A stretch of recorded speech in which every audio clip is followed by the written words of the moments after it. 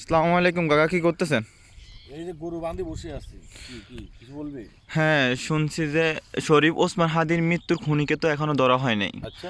তো এই প্রবাসীরা বলতেছে যে যদি 72 ঘন্টার ভিতরে শরীফ ওসমান হাদির খুনিকে যদি না বের করা হয়, হুম। তাহলে প্রবাসীরা হুম। রেমিটেন্স শাটডাউন করে দেবে। এটাতে আপনার মতামত কি? ওই তুই কালকে পত্রিকার কথা কইতেছো? হ্যাঁ, ওইটার কথা আচ্ছা আচ্ছা বলতেছি। আচ্ছা আচ্ছা, পত্রিকাতে তো আরো 2-3 দিন আগে থেকে চলতেছে, আর প্রবাসীরা কয়েকদিন আগে থেকে কিন্তু ক্যাম্পিং করতেছে। ঠিক আছে, তো আমি একজন প্রবাসী, আমি তো এটার ভিতরে একমত।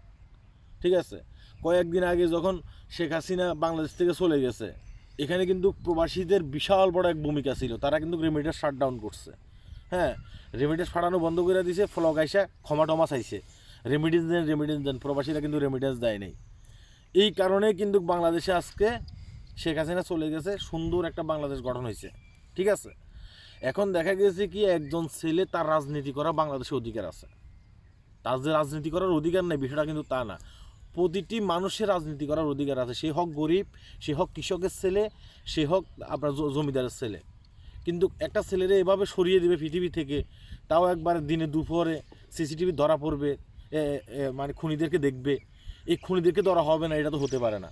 এখন প্রবাসীরা বলতেছে যে 72 ঘন্টার ভিতরে যদি, আজকে লাস্ট দিন, 72 ঘন্টার ভিতরে যদি এই শরীফ ওসমান হাদিদের খুনিকে গ্রেপ্তার করা না হয়, তাহলে রেমিটেন্স শাটডাউন করবে। আমি যদি আজকে প্রবাসে থাকতাম, আমি তো ছুটিতে আসছি, আমি যাব, আমি যদি আজকে প্রবাসে থাকতাম, আমিও রেমিটেন্স শাটডাউন করতাম, আমিও দেশে টাকা পাঠাইতাম না। যেমনটা শেখ হাসিনার আমলে আমি দেশে টাকা পাঠাই নাই কয়েকদিন। কথা কি বোঝা গেছে? এখন এই যে প্রবাসীরা যে কাজটা করছে তাদের সাথে আমি একমত। আমিও যখন বাংলাদেশ থেকে চলে যাব 2-1 দিন পরে, হ্যাঁ, যদি আমার টাকা পাঠানোর সময় হয়, তখনও যদি আবার প্রবাসীরা রেমিটেন্স শাটডাউন করে তাদের সাথে, তখনও আমি একমত হবো, কারণ আমিও একজন প্রবাসী।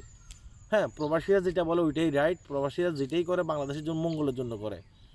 একজন ছেলেকে মানে সবার সামনে প্রকাশ্যে খুন করা হয়েছে।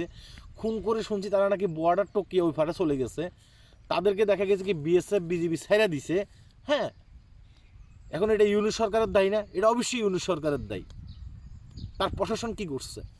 তো রেমিটেন্সে শাটডাউন করার কথা বলছে, এটা আমি মনে করি খুব ভালো একটা কাজ করছে।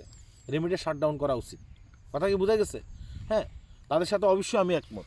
আমি মানে দুই মত প্রসঙ্গ করতে পারবো না। আমরা প্রবাসীরা সবসময় ভালো কাজে আসি, ভালো কাজে থাকবো, এটা আর কি।